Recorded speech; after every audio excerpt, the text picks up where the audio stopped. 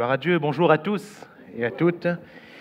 Très heureux de pouvoir partager ce moment sous le regard du Seigneur et d'être avec l'Église réunie.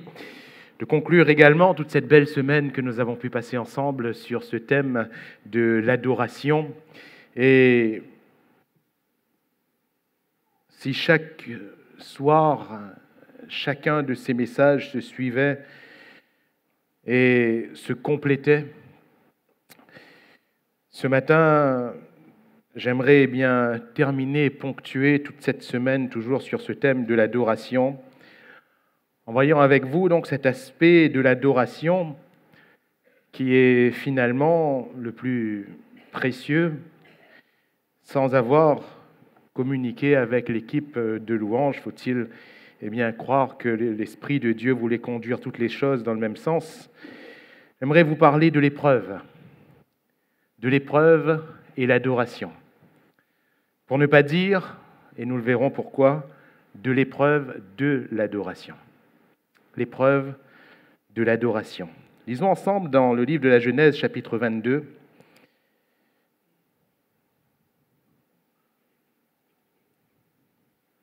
Genèse, chapitre 22,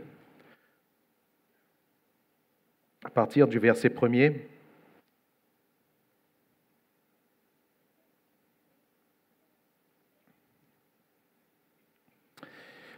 Voilà ce qui nous est dit. Après ces choses, Dieu mit Abraham à l'épreuve et lui dit : « Abraham !»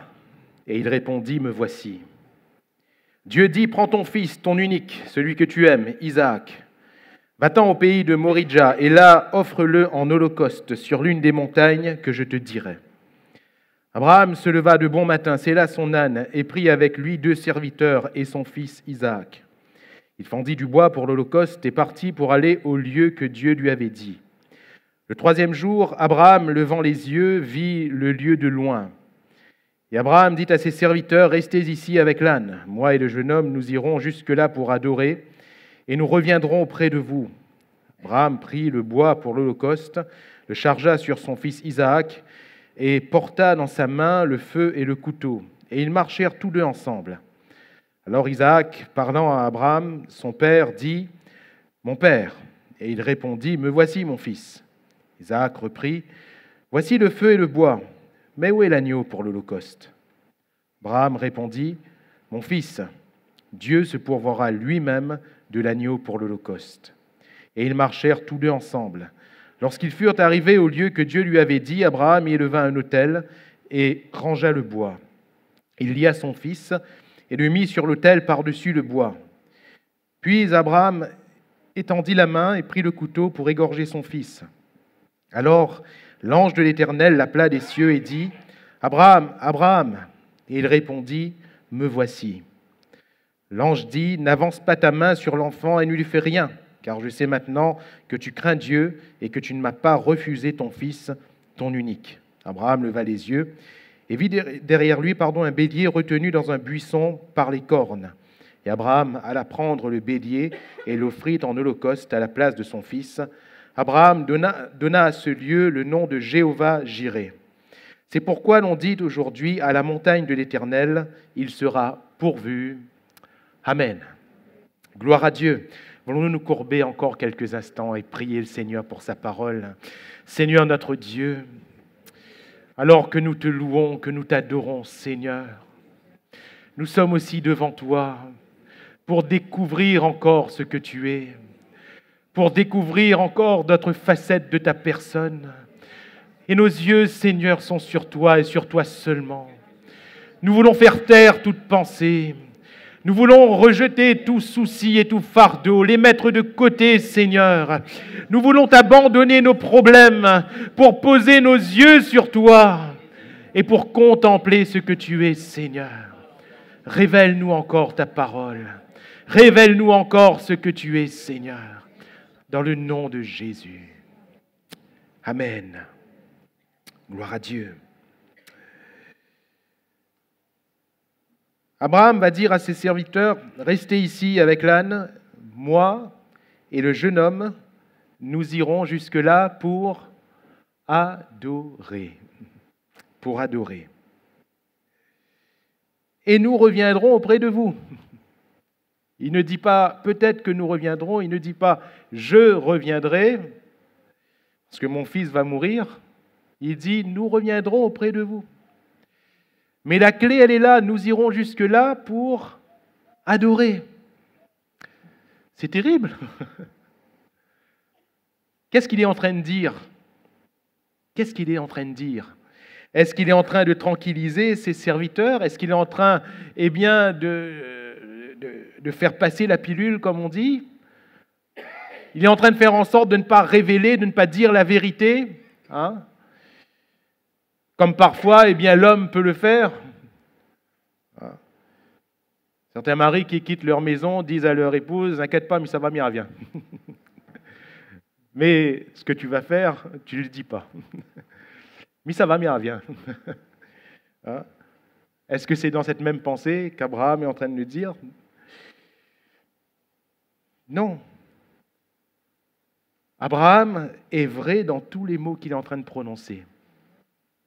Et quand il dit « nous irons jusque-là pour adorer », c'est en réalité dans son cœur une réponse. Certainement que le matin, quand il quitte chez lui sa femme, qu'il appelle sa princesse, lui dit « Où vas-tu, Abraham? Où vas-tu avec notre fils ?» Ne t'inquiète pas, je m'en vais pour adorer. Alléluia. Je m'en vais pour adorer. Nous allons adorer et nous allons revenir. Et quand, il est en train de marcher, son fils a dit « Mais papa, on va où ?» « T'inquiète pas, on va aller adorer. On va aller adorer. » Abraham est un exemple même d'adoration. Et à ses serviteurs, il leur dit encore « Restez là. On s'en va, on va adorer, on revient. » À partir du moment où on voit Dieu l'appeler, cela coïncide avec une nouvelle vie. Et si la Bible ne nous dit pas ce qu'Abraham faisait avant, la fin de Genèse 11 et Genèse 12, qui va être vraiment le tranchant de sa vie, la Bible nous dit qu'à partir du moment où Abraham rencontre Dieu, où la voix de Dieu est perceptible à son cœur, Abraham est un adorateur. Alléluia. Abraham, il élève un autel. Il élève encore un autel. Il élève encore un autel. Et on dirait que c'est ce qui rythme sa vie. On dirait que c'est ce qui rythme sa vie. Qu'est-ce qui rythme notre vie à nous? On peut parler de notre profession, on peut parler de notre famille, on peut parler de tel ou tel loisir. C'est légitime, il n'y a pas de problème à cela. Mais qu'est-ce qui rythme la vie d'Abraham? Un autel, un autel, un autel. Parce qu'Abraham est un adorateur. Alléluia. Et il pèse ce mot. Il n'est pas en train de mentir. Il n'est pas en train de cacher quelque chose de sordide. Il est en train de dire ce qui est là vrai dans son cœur. Nous allons pour adorer. Alléluia. Nous allons pour adorer. Mais la circonstance, elle, n'est pas propice. C'est terrible. C'est terrible. Parce que Dieu lui dit, offre-moi ton fils, ton unique, en holocauste. Offre-moi ton fils en sacrifice. C'est terrible. Holocauste, qui signifie brûler en entier, d'où le feu. Mais avant que le sacrifice soit brûlé en entier, il fallait que l'objet du sacrifice, en l'occurrence, normalement, c'est un animal, il fallait que l'animal, soit égorgé, d'où le couteau.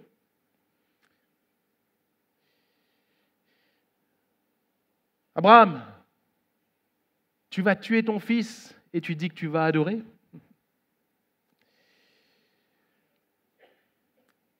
Les mots qui introduisent ce chapitre sont tout aussi importants. Parce que nous irons jusque-là pour adorer est une réponse au verset 1er. Quand Dieu appelle Abraham, la Bible nous dit que Dieu mit Abraham à l'épreuve. Alléluia. Dieu mit Abraham à l'épreuve. Et puisque c'est Dieu qui met à l'épreuve, alors Abraham va dire, c'est Dieu qui lui parle, donc il va dire assez aisément, nous n'allons pas perdre là. Il ne va pas y avoir de drame là, mais nous allons adorer. Alléluia. Nous allons adorer. Quelle force! quelle force que de pouvoir adorer même quand l'instant est dramatique. Quelle force que de pouvoir adorer même quand il est question de mourir, même quand il est question de perdre ce qui nous est plus cher. Quelle force que de pouvoir adorer, même quand notre cœur est saisi. C'est son Fils, c'est son unique, c'est celui qu'il aime. Ce sont les mots du Seigneur, et Dieu savait ces choses. Abraham aurait donné sa vie pour son fils. C'est le fils qu'il a tellement désiré, c'est le fils qu'il a tellement voulu. Il a attendu environ 25 ans pour avoir ce fils. Et cet instant qui est dramatique, cet instant qui est sombre, est tout d'un coup éclairé par cette parole. Je vais adorer. Alléluia. L'épreuve et l'adoration. L'épreuve de l'adoration. Mon frère, ma sœur, je crois que vous avez vu venir cette question de loin. Est-ce que je suis encore capable d'adorer, même quand je suis dans un instant sombre? Est-ce que je suis encore capable d'adorer, même quand je suis éprouvé au plus profond de mon être? Est-ce que je suis encore capable d'adorer, même quand je m'apprête à perdre ce que j'ai de plus cher? Alors que beaucoup auraient baissé les bras, alors que beaucoup auraient abandonné Dieu, alors que beaucoup auraient pu dire à Dieu, « Ah bon, Seigneur, vous l'êtes comme ça ?» Beaucoup se seraient arrêtés là. Mais Abraham, lui, dit, « Je vais adorer. » Alléluia. Je vais adorer. Je vais adorer. Et nous avons vu pendant toute cette semaine la définition de l'adoration. Adorer, c'est quoi? C'est contempler Dieu. Adorer, c'est voir la révélation de Dieu et être émerveillé par ce que nous voyons, à tel point que nous nous prosternons devant ce Dieu qui se révèle à nous. C'est voir Dieu. Et Abraham est un adorateur. Dieu mit Abraham à l'épreuve. Et rappelons-nous de la définition biblique de l'épreuve. Oui, c'est un test de Dieu. Ce n'est pas une finalité, c'est un test de Dieu. La finalité, elle est ailleurs.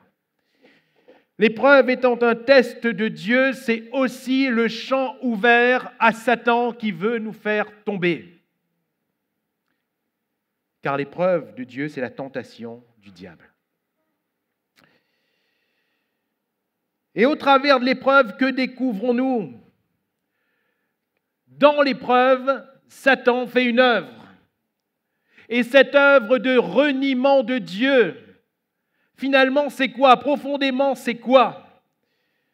C'est tout simplement et tout bonnement l'arrêt de l'adoration.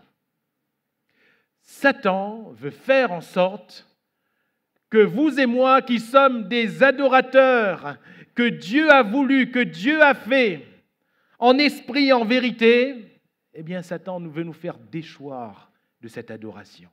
Il veut toucher, il veut altérer, il veut mettre fin à notre adoration. Et malheureusement, dans la vie de beaucoup d'hommes et de beaucoup de femmes, il y arrive.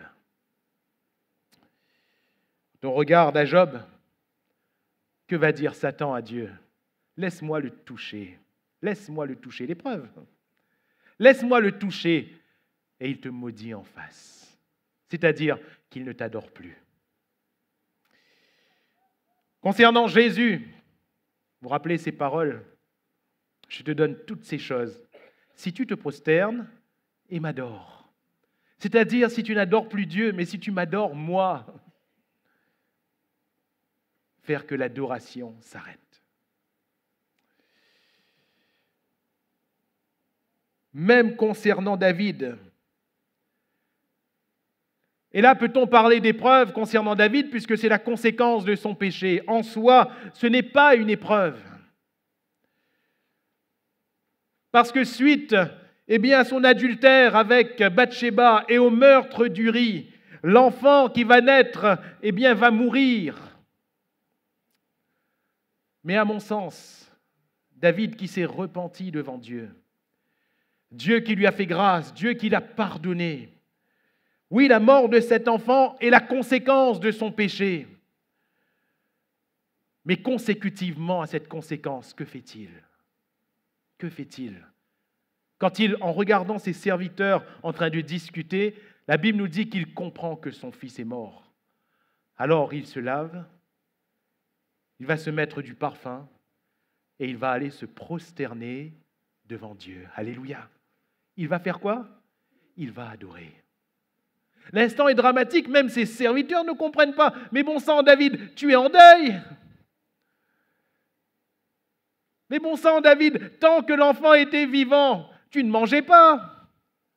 Tu étais comme un misérable. Et là, tout d'un coup, eh bien, tu te rends propre, tu te rends beau, tu te mets du parfum et tu vas dans le temple te prosterner.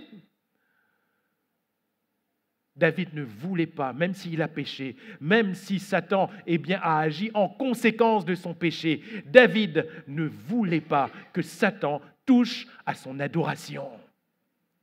Alléluia! Beaucoup auraient pu dire et juger David à ce moment-là, mais David, tu aurais dû rester en deuil. David, tu aurais dû t'écraser. Mais David a dit non, je veux adorer. Je veux adorer. Je veux adorer. Et bénis soient ceux qui disent « je veux adorer », qui continuent à adorer. Et l'adoration, mon frère, ma sœur, c'est vraiment entre toi et Dieu. C'est vraiment entre toi et Dieu. Et c'est la force qui va nous maintenir. Nous irons jusque-là pour adorer. Alléluia. Adorer, c'est contempler Dieu. Et ça fait un moment qu'Abraham contemple Dieu, n'est-ce pas? Ça fait un moment qu'Abraham regarde à Dieu, qu'Abraham a ses regards sur Dieu. Et pourquoi dit-il, pourquoi ose-t-il dire, eh bien, nous irons jusque-là pour adorer et ensuite nous reviendrons tous les deux. Vous savez pourquoi? Parce qu'Abraham connaît Dieu. Voilà pourquoi il comprend que Dieu le met à l'épreuve. Il sait que Dieu n'est pas comme ça. Il sait qu'il ne va pas perdre son fils. Il sait que Dieu ne peut pas lui promettre quelque chose pour le lui enlever après. Il sait que Dieu n'est pas un meurtrier gratuit. Il le sait. Il connaît Dieu. Il ne sait pas ce qui va se dérouler. Il ne sait pas comment les choses vont se faire. Mais il connaît Dieu. Aussi, l'auteur d'Épître aux Hébreux va nous apporter des éclaircissements supplémentaires en disant que ce n'est pas par folie qu'Abraham offre son fils, mais que c'est par la foi. Parce qu'il croyait que Dieu était puissant pour ressusciter son fils. Alléluia! Même s'il allait jusqu'au bout, même si au moment où il a porté le couteau, eh bien, la voix de l'ange n'était pas intervenue, même s'il était allé jusqu'au bout, ça aurait été terrible, on est d'accord. Mais il croyait que Dieu allait lui rendre son fils. Alléluia! Il croyait que Dieu allait lui rendre son fils. Donc pour lui, ce n'était pas une fin en soi.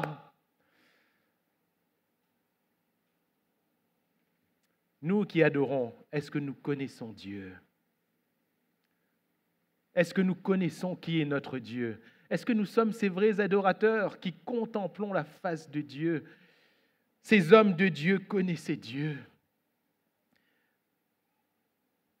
Voilà pourquoi la foi se manifeste. Voilà pourquoi la confiance se manifeste. C'est parce qu'il y a une connaissance de Dieu. Mais mon frère, ma sœur, si nous n'adorons pas, nous ne connaîtrons pas. Ces hommes de Dieu, on prend l'exemple d'Élie, l'Éternel devant qui je me tiens. Alléluia. Voilà pourquoi il se tient sur cette montagne, eh bien la tête entre les genoux, et qu'il implore le Seigneur, parce qu'il connaît Dieu. Il sait que si Dieu a promis que la pluie allait tomber, la pluie allait tomber. Alléluia. Il ne pouvait pas en être autrement. Il connaît Dieu. Alors il voit que les choses ne se font pas. Mais il dit, mais Dieu, ce n'est pas possible. Je te connais. Je te connais. Beaucoup de nos jours font mine d'adorer, mais en réalité, comme va le dire Jésus, ils adorent ce qu'ils ne connaissent pas. Ils adorent avec de belles paroles, avec de beaux chants, à la bouche. Mais ils adorent ce qu'ils ne connaissent pas. Dès que vient une épreuve, c'est fini, je n'adore plus. Quel adorateur sommes-nous ce matin? Quel adorateur suis-je ce matin? Satan veut toucher à ton adoration. Et c'est ce que nous voyons dès l'origine. Comme nous l'a dit le pasteur Daniel Técher jeudi soir, dès le départ, Dieu en crée en l'homme, il instaure une adoration. Parce que quand Dieu vient dans ce jardin, l'homme se tient devant Dieu. Alléluia. Et l'homme contemple son Créateur. L'homme vit dans une harmonie avec son Créateur. Mes frères, mes sœurs, qu'il est glorieux de vivre dans une harmonie avec notre Père. Et c'est ce que Jésus va dire. Jésus, quand il dit, quand vous priez, dites notre Père, il n'est pas en train de dire, prononcez une formule. Parce que juste avant, qu'est-ce qu'il dit? Quand tu pries, entre dans ta chambre, ferme ta porte et ton Père est là dans le secret. Alléluia.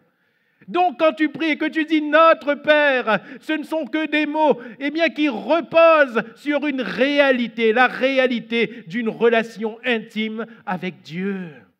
Adam est dans ce jardin d'Éden. Ce n'est pas le jardin qui compte. Les fruits étaient beaux, ce ne sont pas les fruits qui comptent. Mais Adam, chaque jour, il se tenait dans la présence de Dieu, l'adoration. Et quand Satan intervient, qu'est-ce qui se passe? Cette image de l'homme et de la femme coupés de la présence de Dieu, chassés du jardin, avec des chérubins qui viennent et qui se tiennent devant ce jardin afin que personne n'y entre plus. C'est l'image d'une communion coupée et donc d'une adoration coupée. Personne ne peut plus adorer à cause du péché. Personne ne peut plus contempler Dieu à cause du péché. Mais Dieu est un Dieu de grâce. Dieu est un Dieu de grâce. Et Dieu restaure cette relation en Jésus-Christ. Alléluia. Depuis l'Ancien Testament, Dieu restaure cette relation en Jésus-Christ par cet animal sacrifié dans le Jardin d'Éden. C'est lui qui offre l'animal, c'est lui qui restaure la relation. Alléluia. Par ces animaux, selon la loi lévitique, la loi mosaïque, Dieu restaure cette relation avec son peuple. Et même quand ce peuple s'éloigne, il restaure encore. Alléluia. Et bien sûr, quand le Messie promis arrive, Dieu restaure cette relation. Dans quel but? Le même.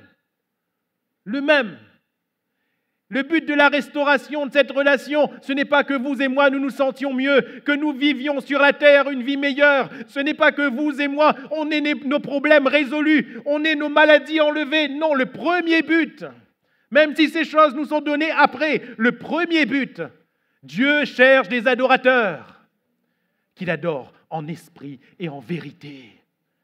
Même quand tout va mal, Dieu cherche des adorateurs. Et dans ce jardin d'Éden, Satan a touché à cette adoration. Mais Abraham connaît son Dieu. Abraham connaît son Dieu. Voilà pourquoi dans son cœur, dans son être profond, il se dit quoi? Dieu n'est pas comme ça. Dieu n'est pas comme ça.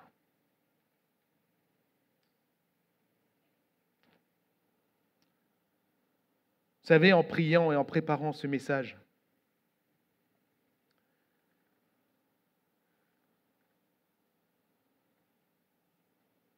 à la base, je m'orientais plus sur ce qui aurait été une conclusion de toute cette semaine avec un peu retracer tout ce qui a été dit, un petit panorama. Et puis je me perdais, et puis tout d'un coup, là, devant Dieu, alors que je priais, le Seigneur m'a dit une chose dans mon cœur, fais silence. Fais silence. Puis j'ai arrêté, j'ai fermé mes notes, j'ai mis de côté, et j'ai fait silence. Et puis les pensées continuent à travailler, et plusieurs définitions là dans ma tête revenaient. Et le Seigneur me redit, fais silence. Fais silence. J'ai dit, même là, Seigneur, dit oui, oui. Et même dans mes pensées, je ne sais pas si ça vous est déjà arrivé, ça m'est arrivé assez rarement parce que par nature, ça travaille beaucoup. Mais là, tout d'un coup, on dirait que quand j'ai senti cette parole, fais silence, il n'y a plus rien. Et puis dans mon cœur, mes yeux se sont posés sur le Seigneur. Mes yeux se sont posés sur le Seigneur. Et le Seigneur m'a dit une chose à moi, là je vous ouvre mon cœur, m'a dit une chose. Johan, qu'est-ce que tu vois maintenant? Qu'est-ce que tu vois maintenant?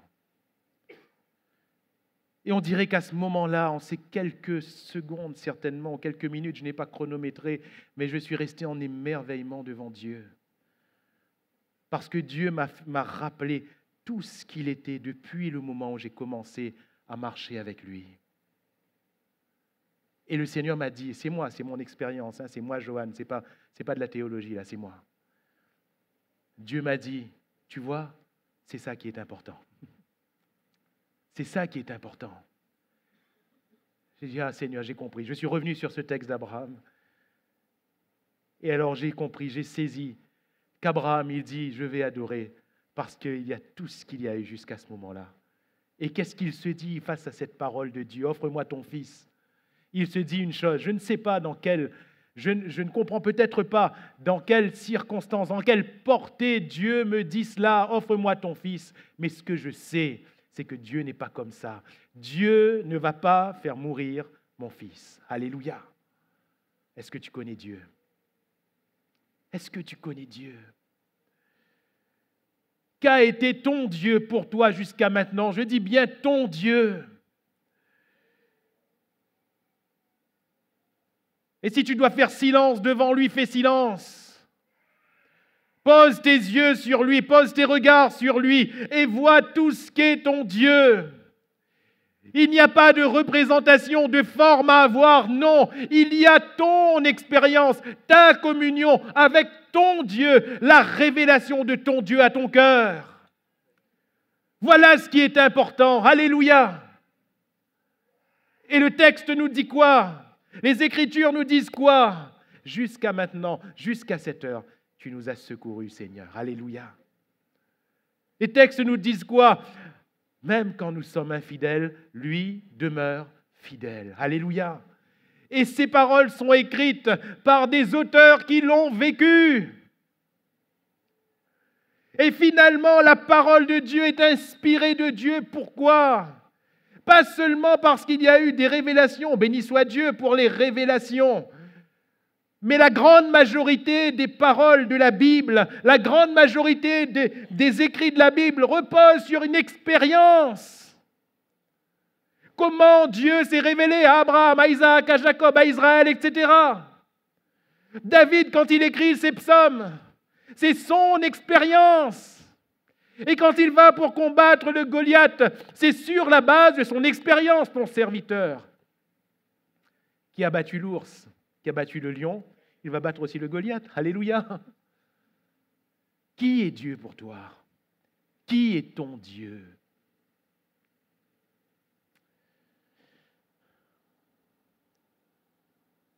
Alors restez ici. Moi et le jeune homme, nous irons jusque-là pour adorer. Et Abraham pointe un lieu qui à la base est appelé par Dieu Moridja et qui au final est appelé par Abraham Jéhovah Jireh. Comment Moridja devient-il Jéhovah Jireh?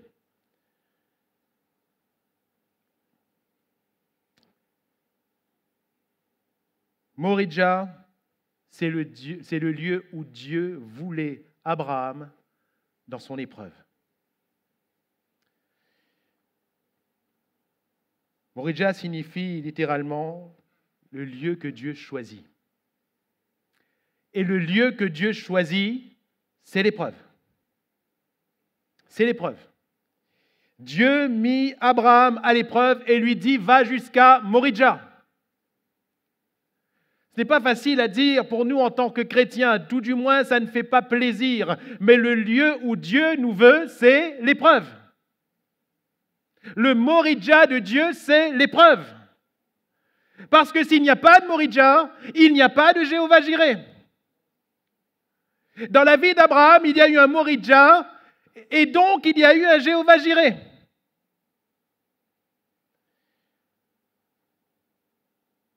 Quand on parle de Dieu à Abraham, je crois que lui, il aurait un grand chapitre à nous dérouler, n'est-ce pas? Parce que lui, il sait, et je le répète, il y a une expérience derrière tout ça.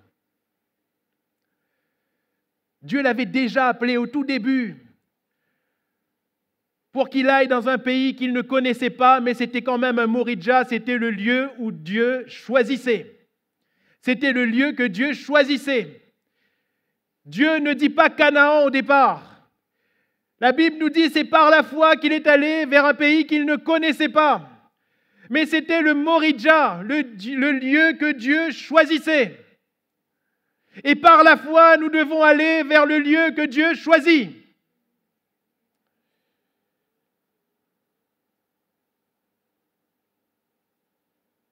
À la fin du chapitre 11 du livre de la Genèse, et au début du chapitre 12, nous sont donnés des éléments. Au début du chapitre 12, il est dit que Dieu parla à Abraham et lui dit « Lève-toi, va vers le pays que je te montrerai ». À la fin du chapitre 11, il nous est parlé d'Abraham et de sa famille, son père Térak, ses frères, qui sont à la base à Ur en Chaldée. Et la Bible nous dit qu'ils se lèvent et qu'ils vont jusqu'à Canaan, mais qu'ils s'arrêtent à Charan. Et Étienne va remettre un peu d'ordre chronologique dans tout ça. Étienne va nous dire que c'est depuis Ur en Chaldée que Dieu a parlé à Abraham. Et qu'Abraham, certainement, on ne sait pas exactement, peut-être qu'il a parlé à son père, à sa famille, son père lui a dit, d'accord, si Dieu t'a dit, allons-y. Et il se lève pour aller à Canaan, comme Dieu leur a dit. Mais il s'arrête en chemin, à Charan. Le lieu que Dieu a choisi était Canaan.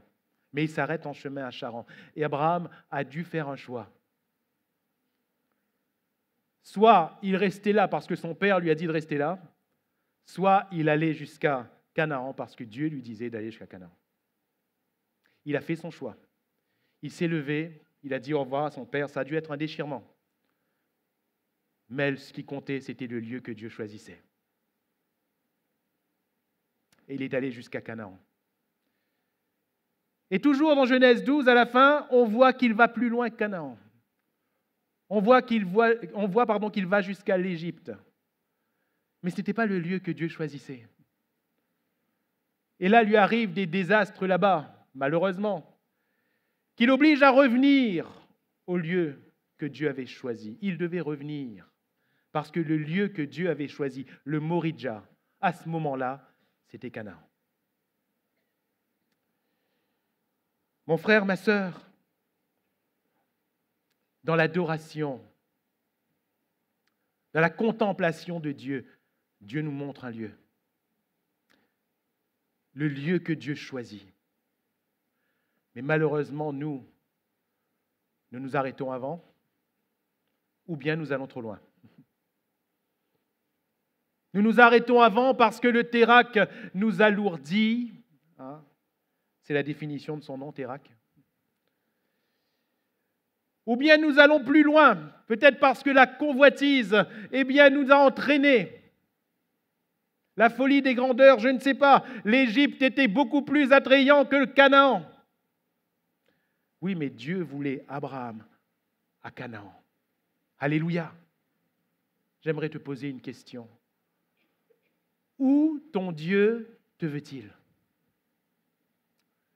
Quel est ton Moridja, mon frère, ma sœur? Quel est ton Moridja? Je n'aimerais pas ce matin donner une définition absolue au Moridja. Je sais, moi, quel est mon Moridja. Toi, connais-tu quel est ton Moridja? Sais-tu où est le lieu où Dieu t'attend? Et Dieu t'éprouve. Dieu t'éprouve. Et fais-moi confiance, il va t'éprouver encore jusqu'à ce que tu viennes là où il veut. Jésus va dire à Pierre, quand tu étais jeune, tu faisais ce que tu voulais. Mais plus tu progresses, moins tu feras ce que tu veux. Il y a un autre qui va te ceindre. il y a un autre qui va te conduire là où tu ne voudras pas aller. Mais seulement Pierre, là où tu ne veux pas aller, c'est le Moridja. C'est là où je veux que tu sois. Alléluia. C'est là où je veux que tu sois. Ça ne te fera pas plaisir. Tu vises peut-être autre chose, mais moi, je te veux là. Ah, mes frères et mes sœurs, combien se sont arrêtés avant? Combien sont allés trop loin? Alors que Dieu, quand il parle, il est clair. Je te veux là. Le Moridja, pour certains, c'est peut-être le baptême. Le Moridja, pour d'autres, c'est peut-être le mariage ou une régularisation. Le Moridja, pour quelqu'un, c'est peut-être l'arrêt pur, simple et dur d'une vie de péché. Mais il y a un Moridja, il y a un lieu où Dieu nous attend. Le Moridja, pour toi, peut-être que c'est une réconciliation. C'est un pardon à accorder à quelqu'un.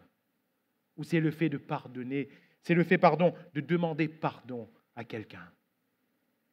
Ce n'est pas facile. Mais est-ce que tu comprends que Dieu te teste? Est-ce que tu comprends que Dieu t'éprouve? Il y a un Moridja, vous comprenez?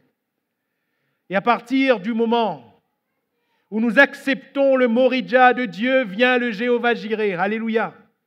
Et dans sa foi, Abraham, il n'était pas encore arrivé à la montagne, mais il se dirige vers cette montagne. Et quand, littéralement dans l'hébreu, vous savez, je ne comprends pas l'hébreu, hein, je suis obligé d'aller regarder les définitions. Je ne lis pas l'hébreu couramment, mais imaginez un seul instant, transposez ça en français. Imaginez un seul instant pour ces juifs qui lisent ces textes en hébreu, ceux qui lisent l'hébreu couramment. Jéhovah Jireh, il ne le trouve pas seulement dans le verset où il est dit qu'Abraham appela cette montagne Jéhovah Jireh. Hein.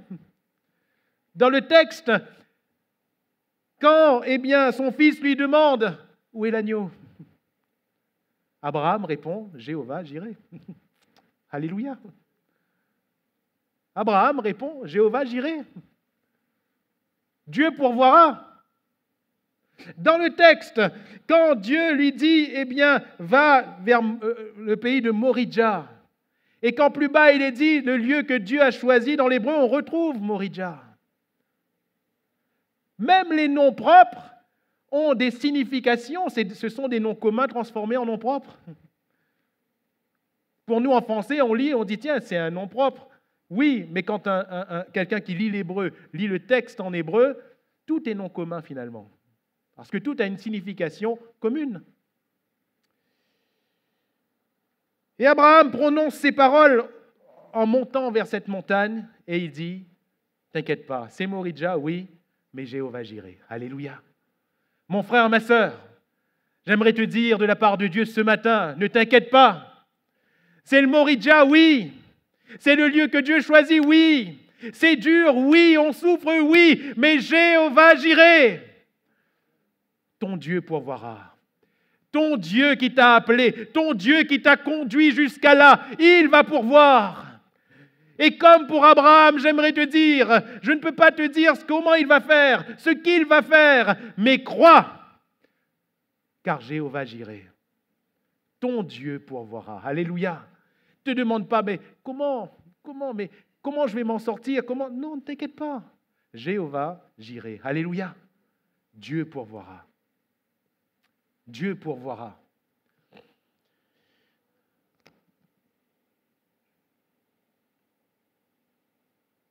Dans le texte littéral, d'ailleurs, il y a directement Jireh, qui signifie en soi déjà que Dieu pourvoit. Mais il y a un tout petit mot qui veut tout dire. Cherchez premièrement le royaume de Dieu et sa justice, va dire Jésus, et toutes choses vous seront données par-dessus. Alléluia. Jéhovah Jireh. Dieu pourvoira. Ne t'inquiète pas, va dire Samuel à Saül, ne t'inquiète pas pour les ânesses que ton père a perdues. Ne t'inquiète pas, parce qu'elles sont retrouvées. Alléluia. Jéhovah Jireh. Ne t'inquiète pas, elles sont retrouvées. Il me reste qu'un petit peu de farine et un petit peu d'huile. Je vais faire un gâteau pour moi et mon fils. Et après, nous allons mourir. Mais Élie va dire à cette veuve, ne t'inquiète pas, fais d'abord pour moi un gâteau, parce que Jéhovah j'irai. Alléluia. Dieu pourvoira. Mes frères et mes sœurs, est-ce que nous comprenons qu'il ne faut pas s'inquiéter? Pourquoi? Pourquoi est-il important de ne pas s'inquiéter? Parce que lorsque nous nous inquiétons, nous n'adorons plus. N'est-ce pas? L'inquiétude est là. Et l'inquiétude semblable à des nuages qui masquent le soleil. L'inquiétude nous masque l'aspect de Dieu que nous devons voir. Voilà pourquoi il revient tellement souvent dans la Bible, ne crains pas, ne t'inquiète pas, que votre cœur ne se trouble point, etc., etc. Parce que dès lors que nous nous inquiétons, qu'est-ce qui se passe? Nous n'adorons plus. Et un adorateur qui n'adore plus n'est plus un adorateur, n'est-ce pas? Malheureusement, un adorateur qui n'adore plus n'est plus un adorateur. Alors, la foi va nous amener vers les moyens de l'adoration. Et quels sont les moyens de l'adoration? Il y a 3 choses. Dans l'épreuve, quels sont pour nous les moyens de l'adoration? Alors que les inquiétudes veulent nous emprisonner, alors que l'angoisse veut nous paralyser, alors que tout est là, Satan fait tout pour qu'on n'adore plus. D'où tirons-nous l'énergie pour l'adoration? D'où tirons-nous la paix pour l'adoration? 3 choses sont articulées ici, le couteau, le bois et le feu. Le couteau, le bois et le feu.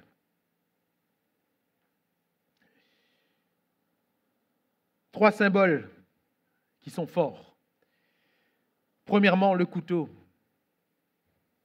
La Bible nous parle de ce couteau, très précisément de ce couteau, qui servait au sacrifice dans Hébreux chapitre 4, verset 12. L'auteur de l'Épître aux Hébreux va nous dire que la parole de Dieu est vivante, qu'elle est plus tranchante, vivante et efficace, plus tranchante qu'une épée quelconque à 2 tranchants. Pénétrante jusqu'à partager âme et esprit, jointure et moelle, elle juge les sentiments et les pensées du cœur. Et quand vous regardez dans le texte littéral en grec, ici, plus tranchante qu'une épée, cela désigne un grand couteau qui était utilisé pour les sacrifices. Et on prenait ce couteau et on découpait l'animal pour le sacrifice. Abraham, c'est avec ce couteau qu'il est parti. Alléluia. Mon frère, ma sœur, pour pouvoir adorer dans l'épreuve, il nous faut le couteau. La parole de Dieu. Alléluia. La parole de Dieu. Parce que sans la parole de Dieu, on est mort. Hein? On est mort. Comme disait un ami mauricien à moi, définitivement mot. Hein? Ou les mots. Nous, les mots, nous ne connaissons pas. Si on n'a pas la parole de Dieu, qu'est-ce qui nous reste? Frères, sœurs, si on n'a pas la parole de Dieu, qu'est-ce qui nous reste? Nos sentiments? Nos émotions? Mais ils nous trahissent. Ils nous trahissent. Abraham, il part sur ce que Dieu lui a dit. Alléluia. Et nous devons partir sur ce que Dieu nous dit. Sinon, ne partons pas. Dieu se révèle comme un Dieu qui parle. Vous savez, c'est plus facile pour nous de parler de ce couteau aujourd'hui dans le sens matériel. Parce que du temps d'Abraham, on n'avait pas le livre. Abraham n'avait même pas la Bible sur son téléphone, ni sur sa tablette. La tablette est venue beaucoup plus tard, par Moïse, pas par Apple, par Moïse. Mais Abraham, lui, il n'avait rien de tout ça. Les paroles de Dieu devaient rester là, dans son cœur. Et c'est avec la parole de Dieu dans son cœur qu'il traversait les épreuves jusque chaque moridja que Dieu voulait dans sa vie. Mes frères et mes sœurs, comment voulons-nous atteindre les moridjas sans la parole de Dieu? Ce n'est pas possible. Satan nous aura si nous n'avons pas la parole de Dieu. Satan nous aura.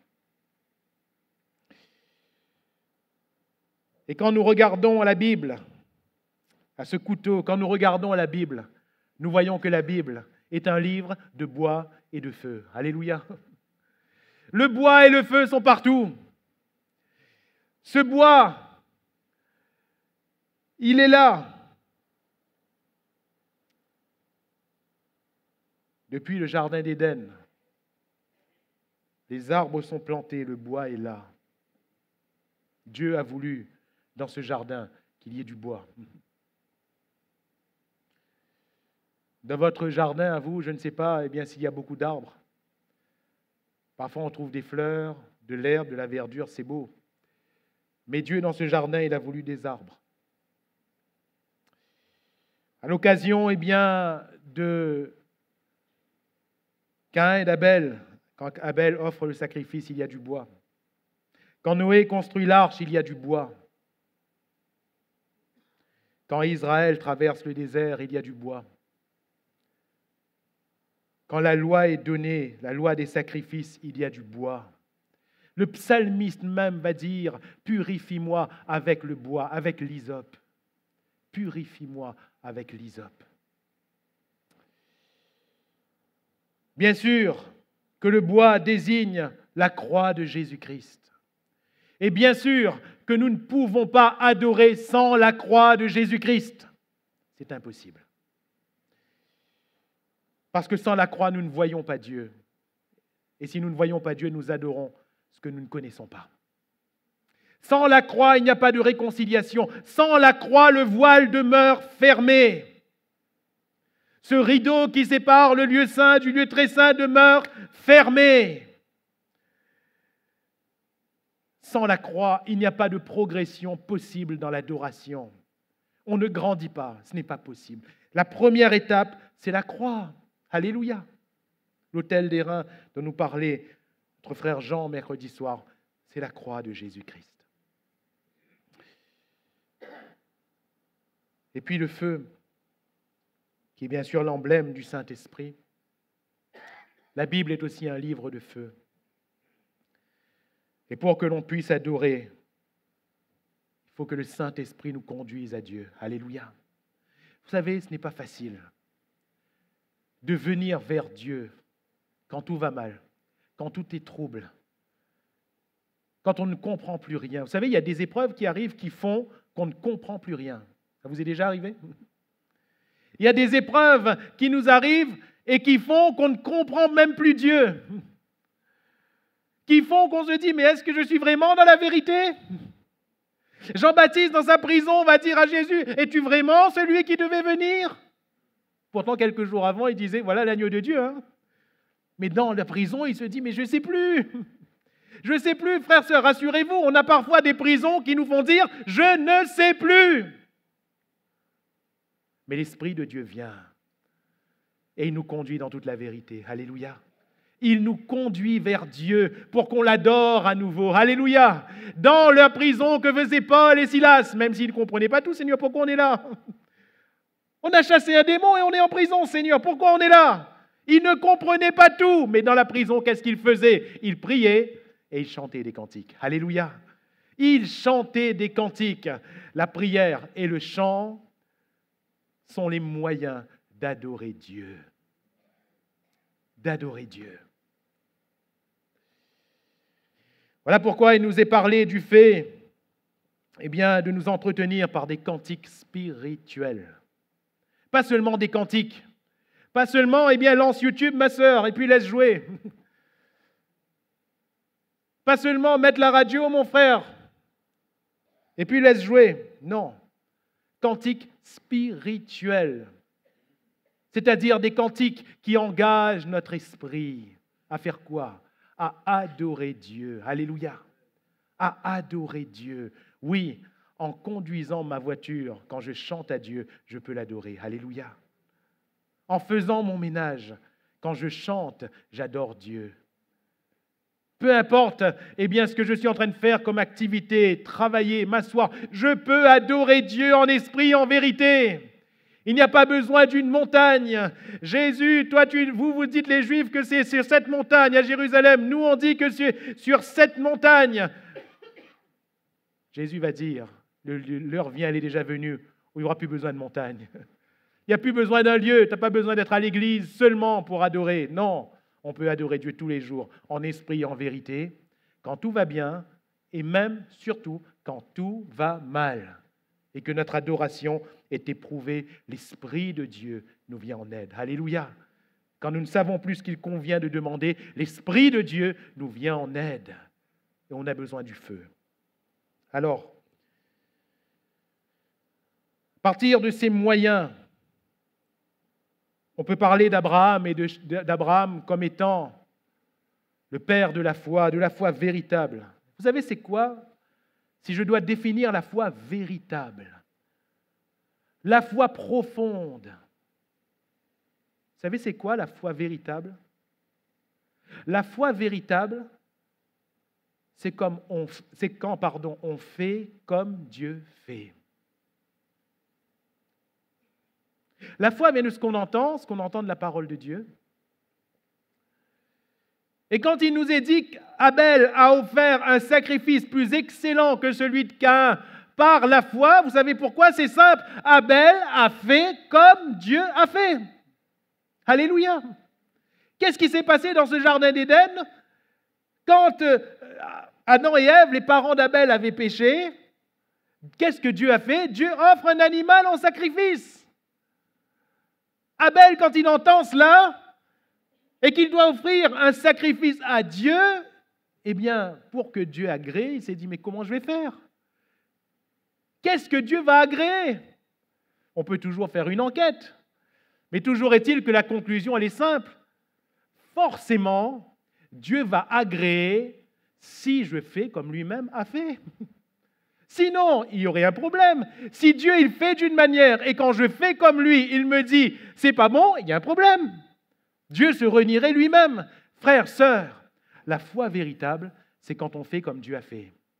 La foi véritable, c'est quand on fait comme Jésus a fait. Voilà l'expression de la foi véritable. Ce sera forcément une foi en obéissance à la parole de Dieu, parce qu'on fait comme il a fait. Alléluia. Abraham, il monte sur cette montagne pour offrir son fils, son unique, celui qu'il aime. Alléluia. Comment vas-tu adorer le Seigneur dans l'épreuve? C'est quand tu vas faire comme Dieu fait. Et quand tu vas offrir à Dieu ce que tu aimes, ce qui t'est le plus cher. Frères, sœurs, sortons les mots qu'on veut. Sortons les plus belles phrases qu'on pourra faire. Tant qu'on n'offre pas à Dieu ce que nous aimons le plus, nous ne sommes pas des adorateurs. Vous comprenez? Je répète, sortons les mots qu'on veut. Faisons les plus belles phrases qu'on veut. Faisons les plus belles actions à faire. Aidons comme nous voulons. Tant qu'on n'offre pas à Dieu ce qui nous est le plus cher, nous ne sommes pas des vrais adorateurs. Nous aimons Dieu, oui, d'une certaine manière. Nous servons Dieu, oui, d'une certaine manière.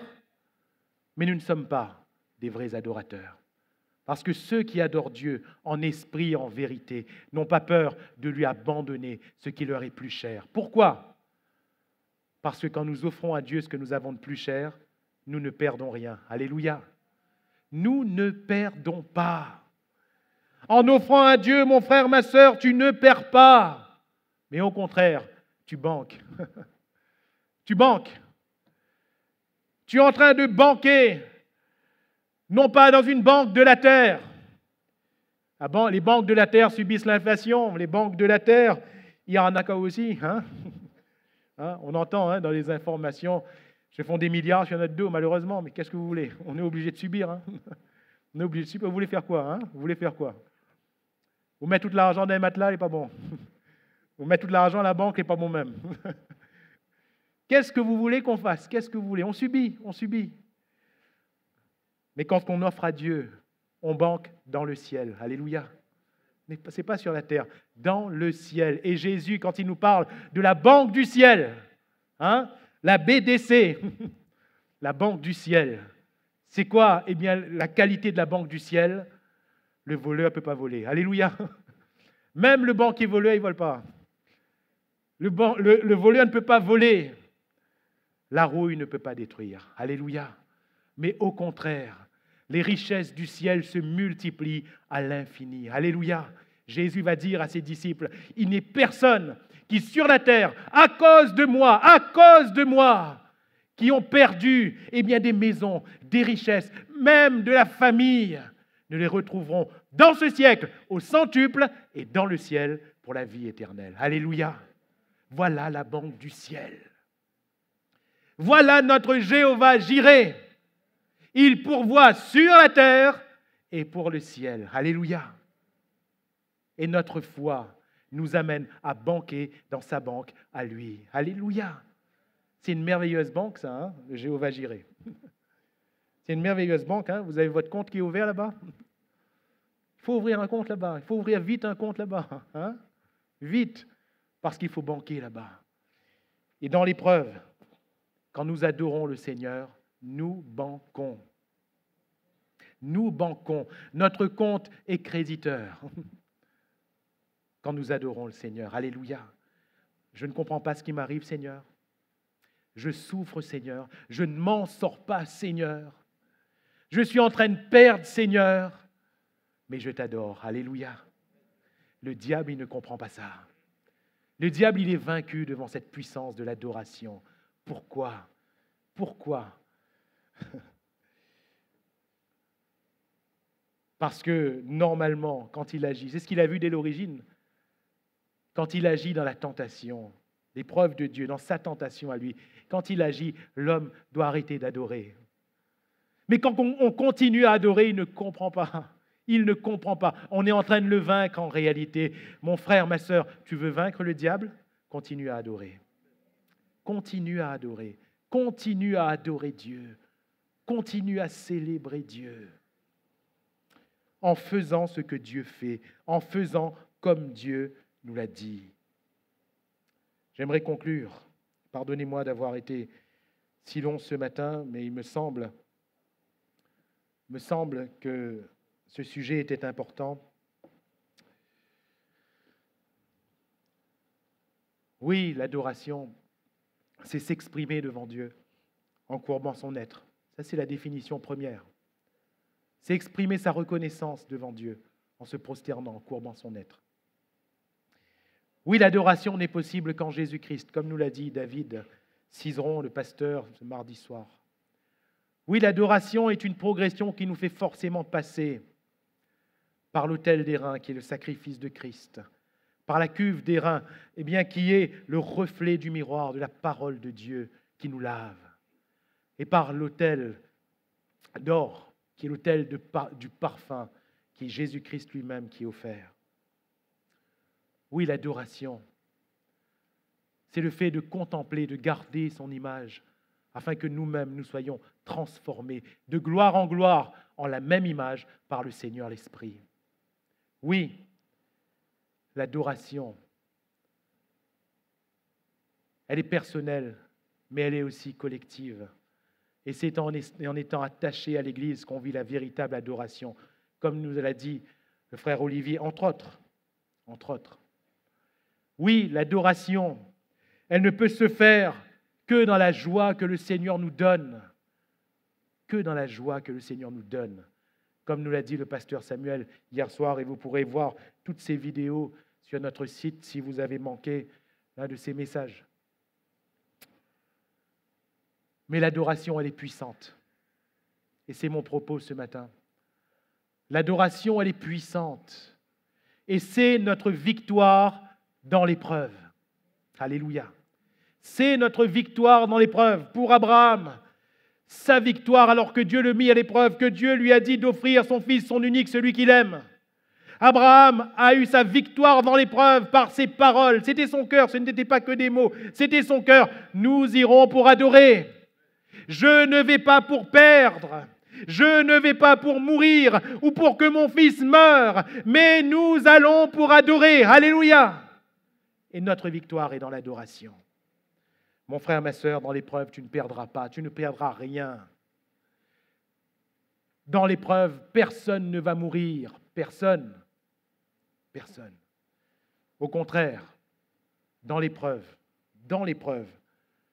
au lieu où Dieu choisit le Moridja, il y aura forcément, si tu regardes bien, il y aura forcément un Jéhovah Jireh pour toi. Parce que tu auras adoré le Seigneur. Alléluia. Et parce que tu n'auras pas arrêté l'adoration. Je parle ce matin alors que plusieurs ici, j'en suis conscient, sont éprouvés. Plusieurs souffrent.